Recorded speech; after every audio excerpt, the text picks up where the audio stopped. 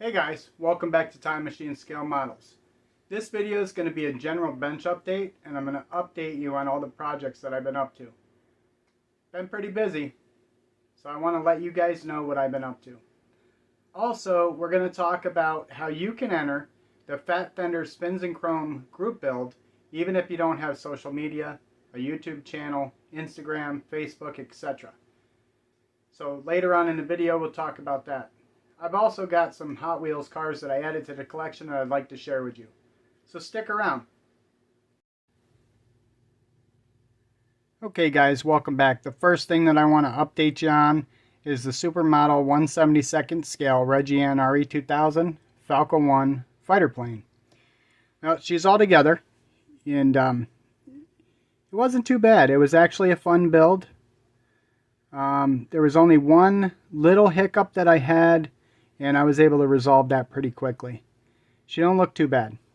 The only thing that I'm really dissatisfied with is when I used the panel liner, it got away from me a little bit, and then when I went to do cleanup, it was hard to clean up on this flat paint. So it kind of looks more weathered and war beaten than anything, which is okay. So let me pick it up and I'll show you. The prop is free spinning. I did hand paint the cockpit frame here with the OD green.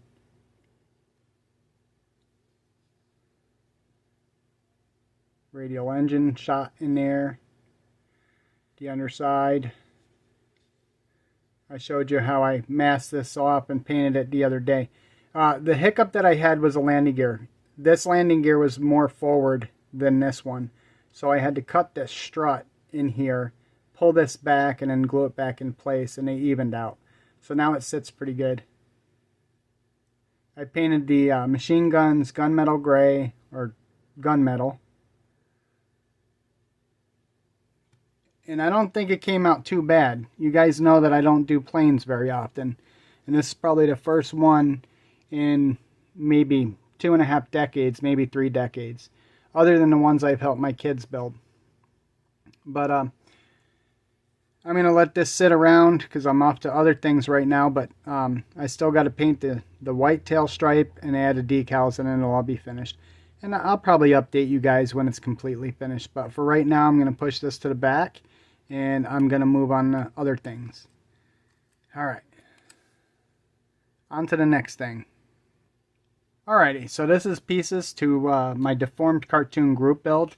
And this is Hodad making the scene with a 6-pack. And I've got everything in primer. Hodad's ugly mug is painted. I used some acrylics to test and see how many coats of acrylics it was going to take to cover. It's going to take a lot. It's going to be like, how many licks does it take to get to the center of a Tootsie Pop? But one may never know. But yeah, we're going to continue on with that. I wish I would have used a lighter gray primer, but this is what I had, and it'll work. So I had to assemble all these pieces. Everything was halves. Everything was in halves. I had to glue it together, and then I had to go back and sand and fill seams and all that other stuff. Not too bad. It's what you would expect doing some kind of figure. And but I've had fun with it. It's kept my mind occupied, and I think when this is done, it's going to give me a laugh. So here's something that's kind of cute, I guess. It's a little clam with his beady eyes, right? All these cans had to be put together, and there's 6 regular cans and then 2 crushed cans. Here's a little fun aspect of the build right here. This pelican. He's got this dorky look on his face. Yeah, it's pretty cool. His torso is back here if you could see it in the camera.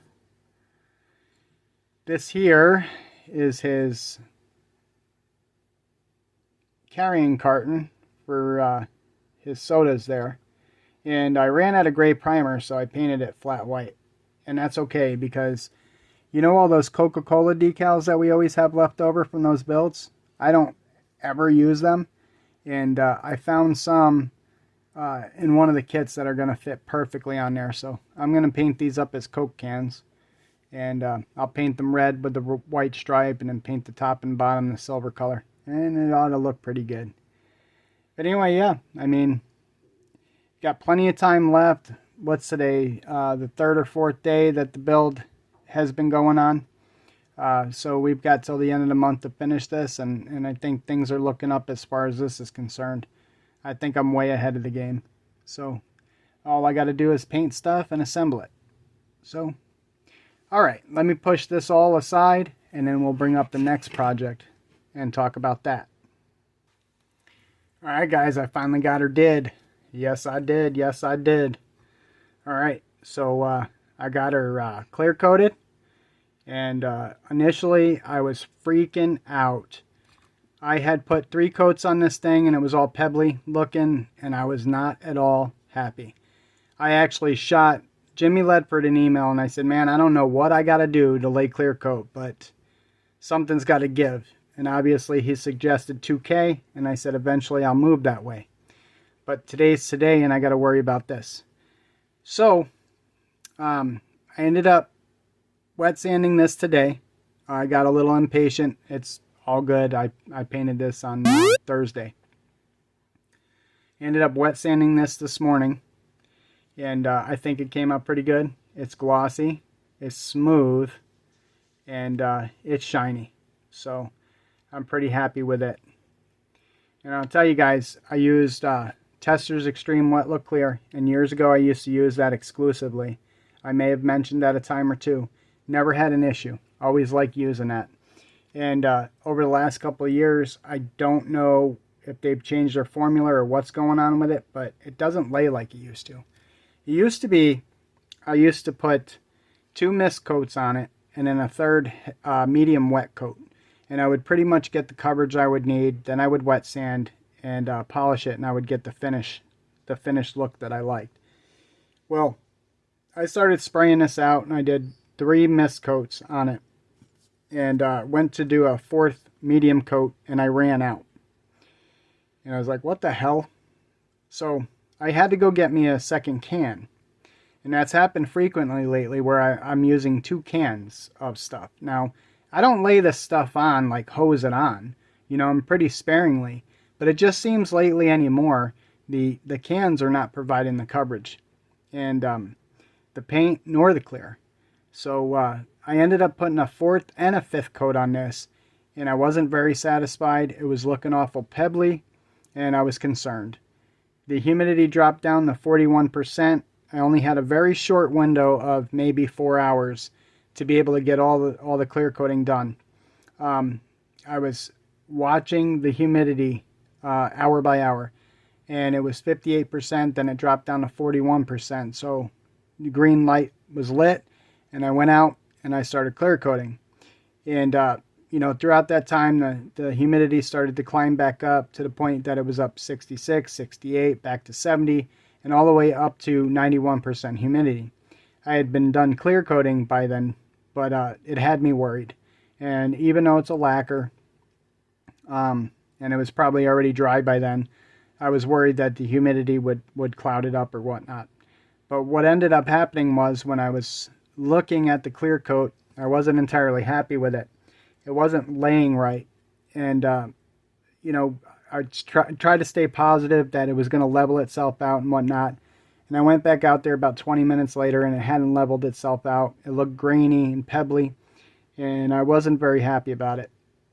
But it, you know, at that point, it is what it is. I'm not going to strip the thing. We're this close to the deadline. And I was like, I'm going to make the best of it and see what happens. So I let it sit till this morning. And early this morning, I started to wet sand it. And I'm pretty satisfied with the results. You know, it's got some sanding residue and stuff like that I got to clean off. So I'm going to wash this off. And I will put a polish on it. And it'll be even shinier. So I'm pretty happy with the way it came out. I was pleasantly surprised that it's not messed up. If you guys have followed my channel for any length of time, you know my concerns about paint and clear lately. All right, So that's all I got on that. Let me pull out the Hot Wheels cars that I got, and I'd like to share them with you. Alright, the first one I got is this 41 Willys. Kind of ironic, right? Picked this one up. This is from 2000. It's part of the Skin Deep series. And it's a 41 Willys. And it's got some lowrider type paint to it. And it's a drag car. It's pretty cool. Saw it and decided to add it to the collection. Next one I've been eyeballing. This is a more recent casting. This is a 2021. And I was talking to Mike. And I said, I saw this gasser. Mike's like, pick it up. So I picked it up. And I think it's pretty cool. Who doesn't love a 55, right? How many times have you heard me say that? It's got green tinted windows. Obviously, those gasser style headers coming out of the wheel wells. It's pretty sick. Alright, next one. 1970 Pontiac Firebird. This is part of the Hot Wheels Dream Garage series and Legends Tour. This is pretty cool. Let's take a look. It's got that cage under the hood like it does in the card art up here. And this is a replica of the real deal that's up here. I don't know if you see. That's a real, oops, that's a real car. It's pretty sweet. The red paint is hot. It has headlight covers. I don't know if they're hard to see or not, but it's got headlight covers like the car does. It's pretty neat.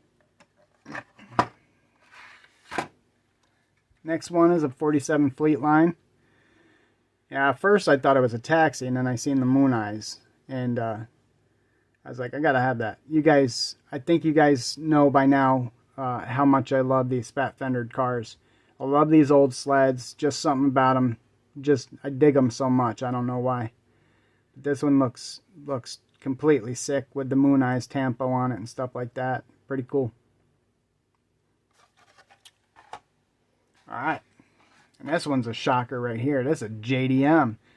Imagine that. So, I've seen this one recently. This is a Nissan Skyline 2000 GTR Liberty Walk. And I've seen this a couple times, and today I finally picked it up and added it to the collection. It's pretty sweet. There's a couple, I can't remember who makes them. I don't know if it's Tamiya, Fujimi, or Aoshima, or Hasegawa even. They make these 2000 GTRs in 1/25th scale. And I really want to grab a hold of one and build it up. I really love this body style of GTR.